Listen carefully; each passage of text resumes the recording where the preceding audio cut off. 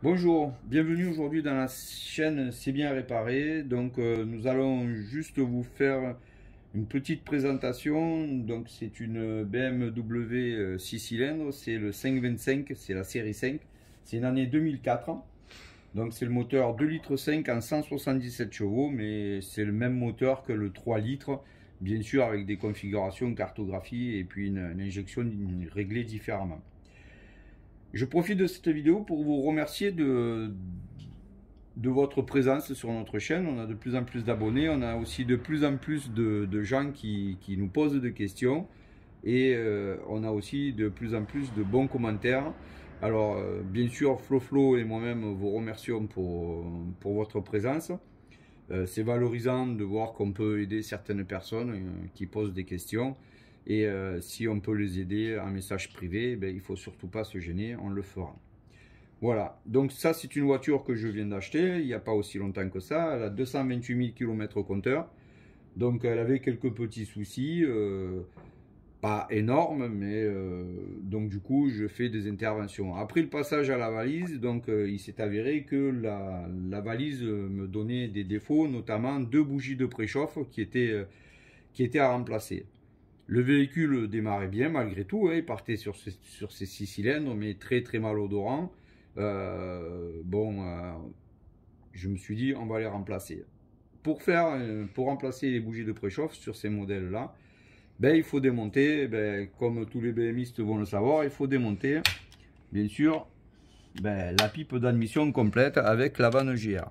Donc je ne vais pas vous cacher que comme c'était la première fois que je travaillais sur ce type de voiture, hein, j'ai déjà un peu fait le travail, mais ça n'empêche pas, je fais une vidéo quand même pour vous expliquer un petit peu les tenants et les aboutissants. Donc déjà, ça va se passer en deux étapes. Donc le démontage, où je vous fais une vidéo, et il y aura aussi une vidéo de remontage. Donc les bougies de préchauffe qui sont basées sous cette pipe d'admission. De toute façon, vous serez obligé de la démonter pour avoir accès à vos bougies de préchauffage. Une fois qu'on aura enlevé la pipe d'admission, eh bien, vous verrez les bougies où sont placées. Il faudra juste faire attention au démontage des bougies. Surtout, bien sûr, ne pas foirer la bougie dans la culasse parce que bien que sur ces modèles, il n'y ait pas eu trop de remontées, une bougie qui foire dans la culasse, malheureusement, c'est une culasse le trois quarts du temps qu'il faut enlever pour soit refaire à la portée de la bougie, ou carrément amener la culasse chez un tourneur pour qu'il puisse vous extraire la bougie, refaire à la portée et après que vous puissiez remonter en toute sécurité. Voilà. Le travail n'est pas très long à faire, mais il y a quand même énormément de démontage pour pouvoir avoir accès à ces bougies de préchauffe. Donc comme je vous ai expliqué, j'ai quand même pas mal mâché le travail parce que je partais un petit peu à l'aventure. J'ai regardé aussi quelques tutos et puis en fait j'ai pas trouvé beaucoup de tutos qui m'expliquaient, mis à part sur les 4 cylindres, comment faire. Donc j'ai mieux préféré déjà commencer moi à démonter plutôt que le faire en même temps et puis vous donner le mauvais exemple. Bon, pour ce faire, en fait il va falloir démonter tout ce qui est devant la voiture, c'est-à-dire là vous avez la baie de pare-brise. Cette baie de pare-brise qui soutient notamment les deux filtres de clim, il va falloir que vous le démontiez. Vous avez la barre anti-rapprochement de la voiture qui part de là à là. Vous voyez, j'ai posé les vis dessus. Hein. Vous la démontez. C'est une question de praticité pour pouvoir travailler sur le véhicule. Là, vous avez également une pièce qui est fixée là. Hein. Donc, cette pièce, vous l'enlèverez. Hein. Je vais essayer de vous la trouver.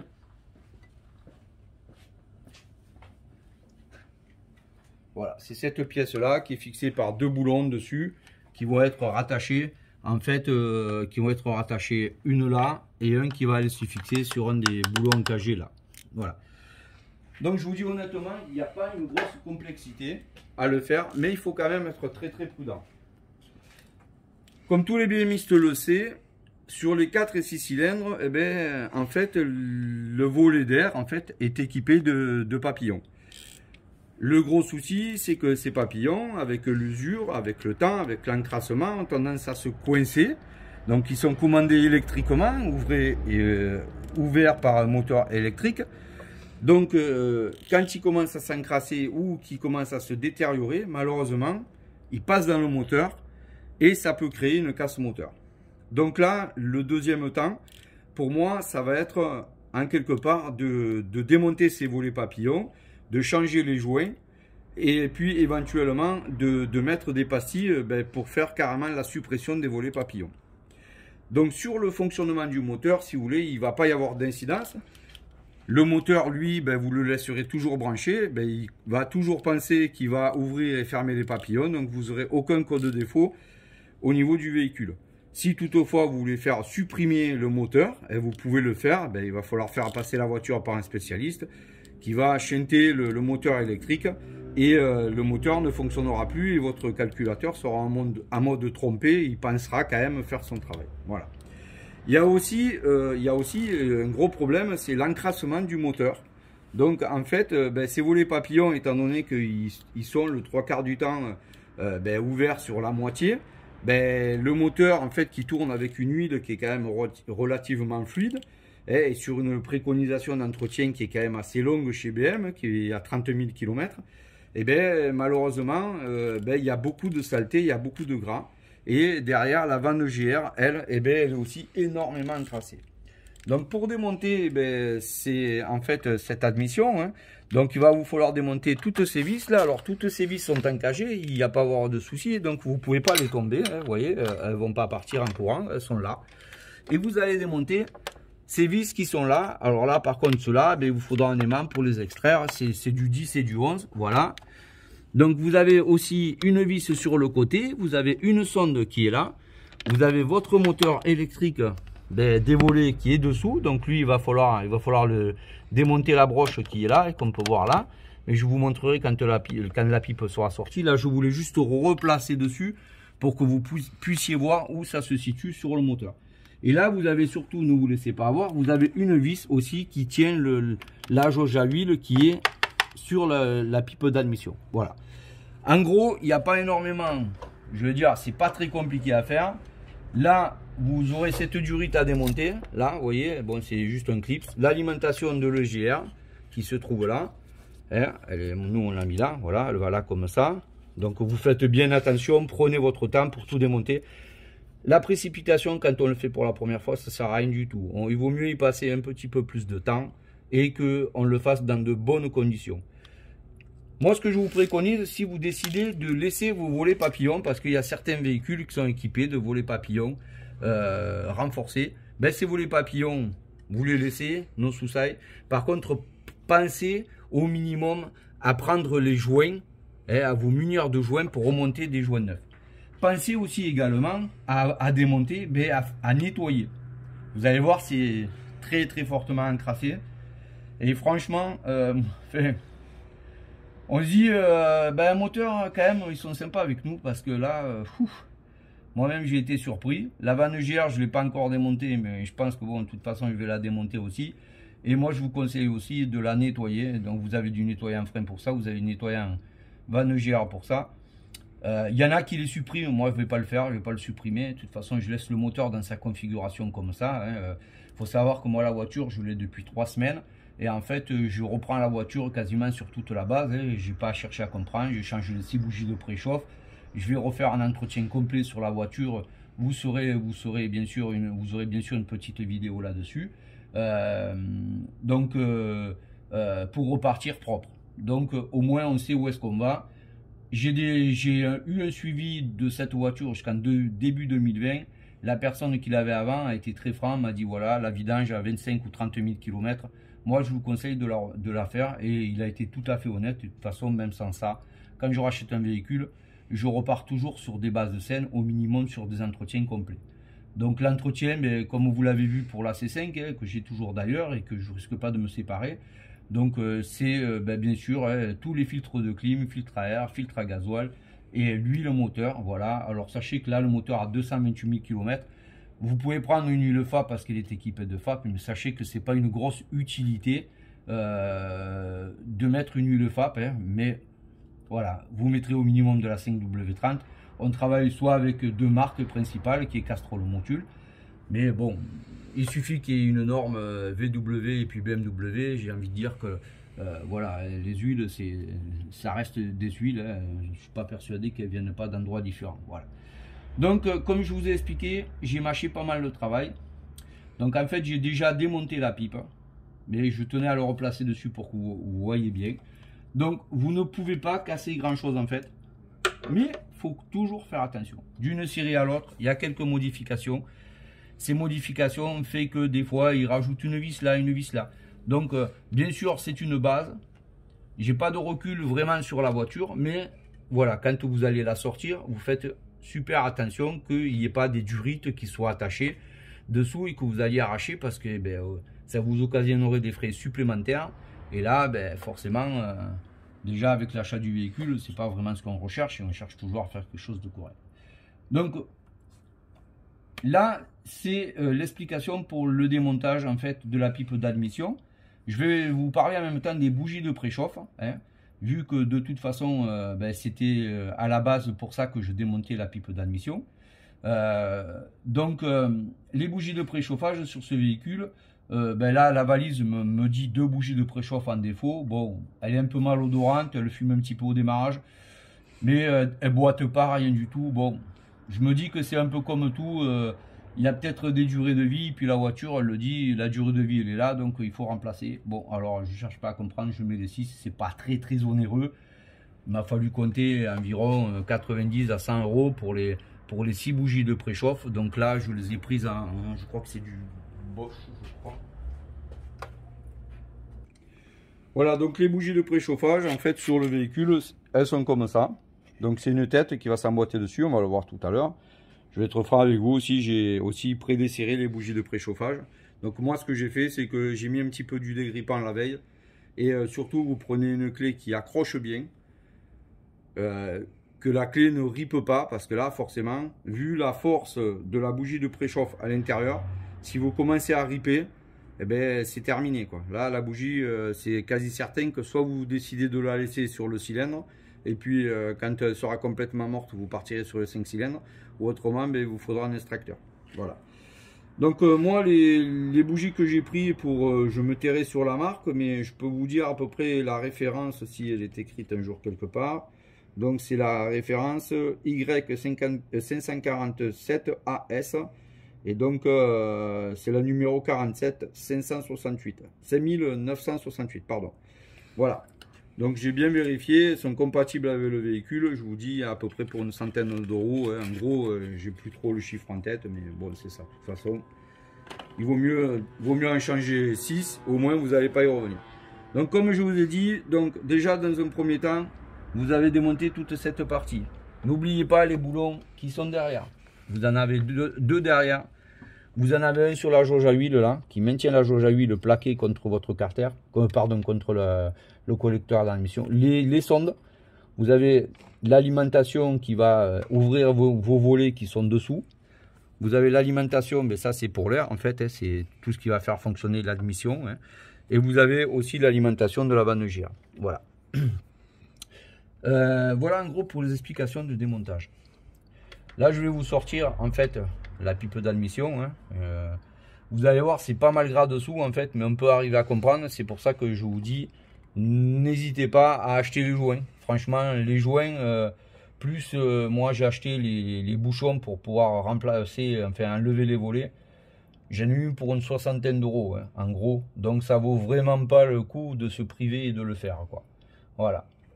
Donc moi ce que je ferai c'est lors des démontages des volets papillons, je laisserai en alimentation le moteur électrique comme je vous ai dit et j'aurai supprimé les volets. Donc ça veut dire j'aurai même bouché les trous avec les obturateurs.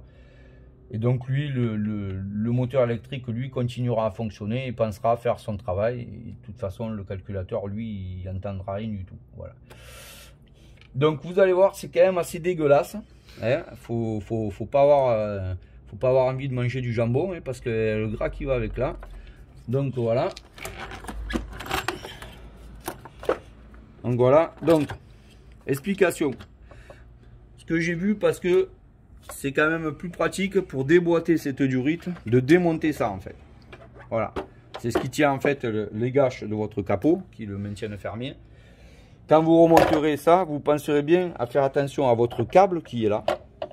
Hein. de bien le passer sur le côté dessous et pas aller le visser avec, parce que ben, si vous l'écrasez, ben, quand vous allez fermer votre capot, ben, l'autre côté va rester bloqué et là il va y avoir un gros souci pour ouvrir le capot. Donc voilà, il faut faire attention à ce truc là. Donc ensuite vous pouvez le déporter par là, comme ça, tout simplement, voilà.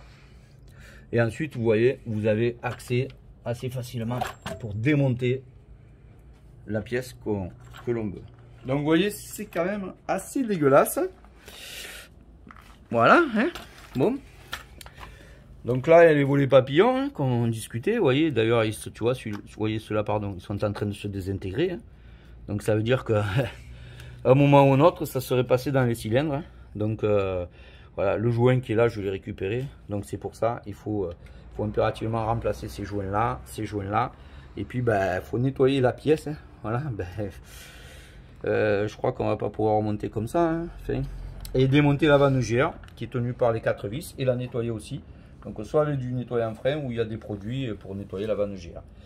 Bon, c'est toujours, il faut pas s'attendre à ce que ce soit propre là-dedans. Voilà, forcément, c'est là où les gaz d'échappement vont. Le moteur, faisant son temps de vie, il a quand même 228 000. Bon, il y a toujours un peu d'huile, hein, il y a toujours des rejets d'huile. Donc c'est de l'huile cramée, et d'autant plus la vanne GR, elle, qui est censée aller recycler les gaz d'échappement. Hein, et elle recycle pas du propre. Hein, voilà. Donc pour effectuer la suppression, tout simplement, il faudra démonter les clapets qui sont là. Voilà, démonter la tige. Le moteur, lui, est là. Donc bien entendu, une fois que vous avez tout démonté, moi ce que je ferai, hein, si je peux bien sûr, je remettrai la tige avec le moteur rebranché et lui il va croire qu'il fait toujours fonctionner ses volets et je devrais en théorie pas avoir de code de défaut. Voilà, ça c'est pour la partie admission, voilà, que j'ai démonté. Donc au moins comme ça vous avez déjà un visuel sur ça.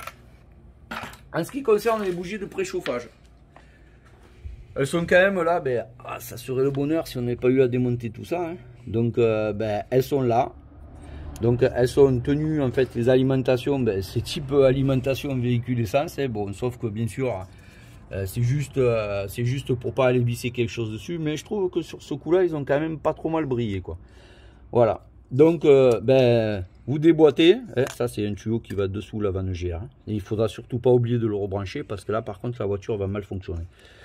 Donc voilà, vous démontez ça, vous les sortez. Donc moi, comme je vous ai pas menti, j'ai déjà fait le travail avant. Tac, tac. Et là, vous prenez votre clé. Alors moi, c'est et comme vous, du 10. Hein. Voilà. Donc et là, en fait, ce qui est le plus important, quand vous allez, alors, il faut une douille longue. Vous pouvez prendre une grosse douille avec une rallonge. Moi, j'avais que ça là sous la main parce que on a changé d'endroit. Donc forcément, j'étais un peu pressé de commencer à travailler dessus, je dois l'avouer. Voilà. Et donc vous desserrez. Alors, quand vous allez démonter les bougies de préchauffe sur n'importe quel modèle, comme je vous ai expliqué, il faut avoir la clé adaptée. Celle-là, je dois avouer qu'elle est plus ou moins, voilà, on pourrait dire qu'elle n'est pas adaptée, mais elle est quand même bien, elle accroche bien. Le principal, c'est quand vous allez démonter, de ne pas y passer 3 plombs. Il faut bien mettre en prise et ensuite vous forcez pour démonter. Voilà. Donc là, vous sortez votre bougie de préchauffage. Voilà. Je ne vais pas vous faire les 6. Hein. Attendez les gars, vous avez travaillé tout seul un peu pour vous aussi. Mais... Voilà. Hein. Ah, vous avez cliqué, il parle. Hein. Oh là là. Il est au bout de sa vie le garçon. Et vous voyez, c'est quand même assez long.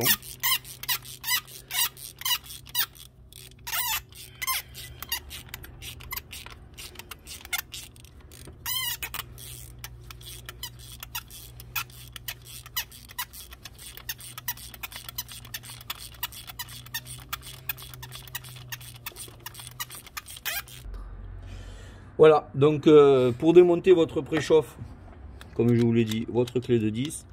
Alors le pas de vis est pareil assez long. Hein. Alors il faut être patient sur ce coup-là. Bon, je dois avouer que ma clé là aussi, elle est pas topissime. Enfin bon.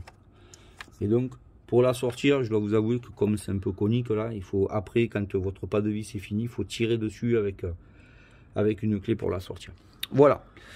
Donc écoutez, pour aujourd'hui, sur cette vidéo, ben, comme je vous ai dit, elle sera en deux parties pour le démontage et le remontage. Voilà. Je dois vous avouer qu'on recommencera aussi par, faire les opérations sur la pipe d'admission pour au final terminer par les préchauffes. Hein, voilà. Et les préchauffes, c'est pareil, je vais sortir là derrière les 5 qui restent. Et je vais vous les prémonter et vous expliquer par la suite. Voilà. Je vous dis, il n'y a pas trop de complexité à faire la chose, il faut du temps. Tout le gras que vous voyez là, pardon, ben, c'est normal. Hein. Voilà, c'est un moteur qui vit. Alors bon, j'aurais été tenté moi de le nettoyer, mais là franchement, il y a pas mal d'électronique, donc je vais pas. Voilà. J'ai un peu peur, mais bon. Peut-être qu'il y a des collègues qui peuvent me donner des conseils. Hein. Bon, bien sûr, il y a toujours la possibilité de mettre un coup de Karcher, de boucher toutes les entrées, là, de mettre un coup de Karcher. Bon. Tout est possible, voilà. Écoutez, en attendant, vu qu'on est vendredi, on se permet, Flo et moi, de vous souhaiter un bon week-end. On va mettre cette vidéo en ligne. On vous réitère, bien sûr, les remerciements pour votre fidélité. Et on vous dit à très bientôt pour le remontage de ce véhicule. Au revoir. Au revoir.